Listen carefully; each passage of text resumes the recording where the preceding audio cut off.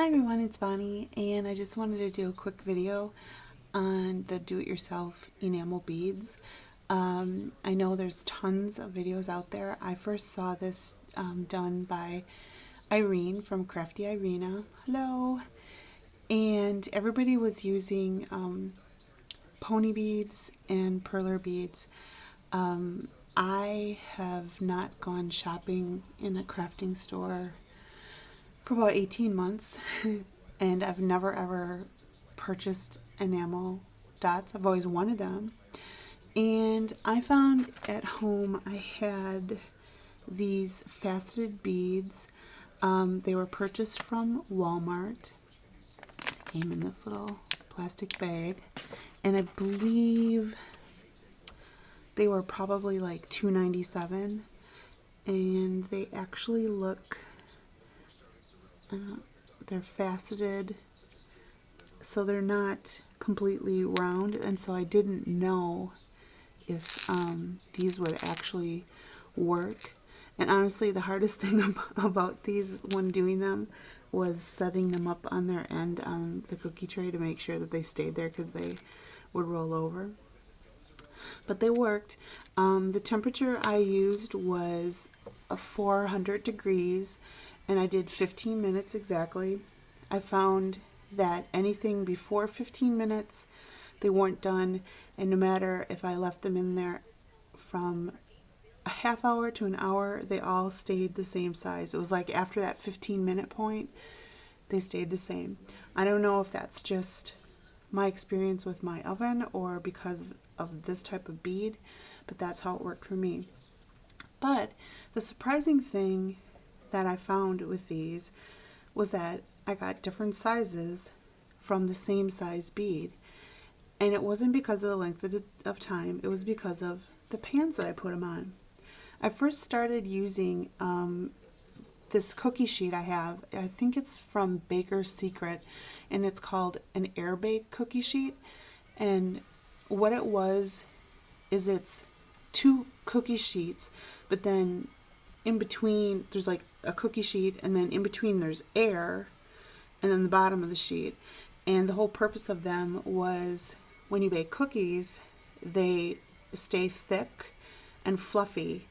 Because you know how sometimes you make cookies, when you have butter in them, sometimes they just go completely flat and they get huge. Well, this Airbake cookie sheet makes them chunky and fluffy and high. And that was what I was using. I had that and parchment paper on top.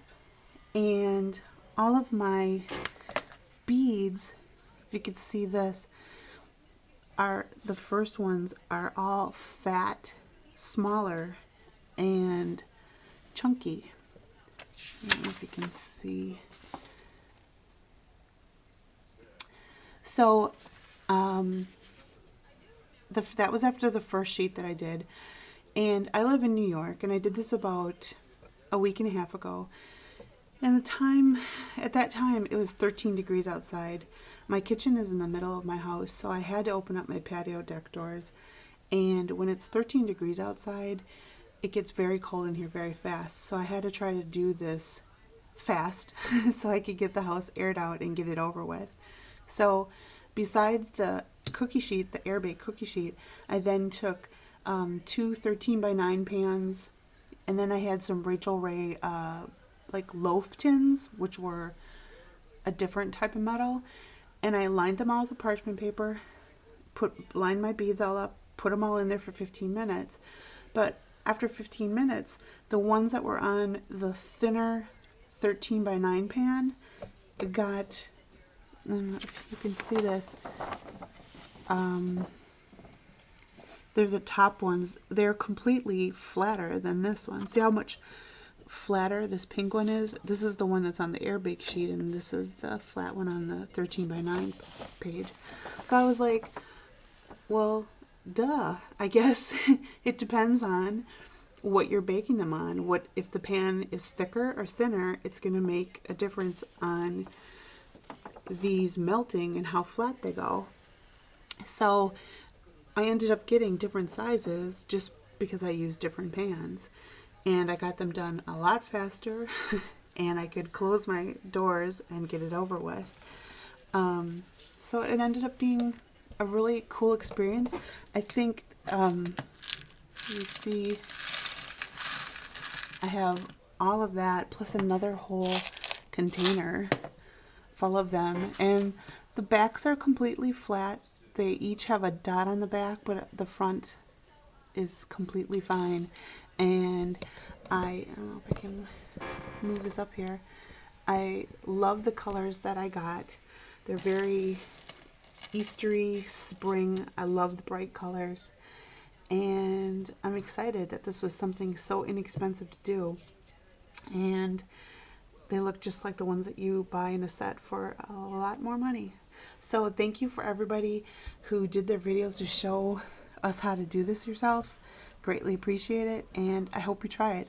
Again, I did mine at 400 degrees for 15 minutes on top of parchment paper, and then on top of whatever type of cookie sheet or pan you want to use. You'll get different effects.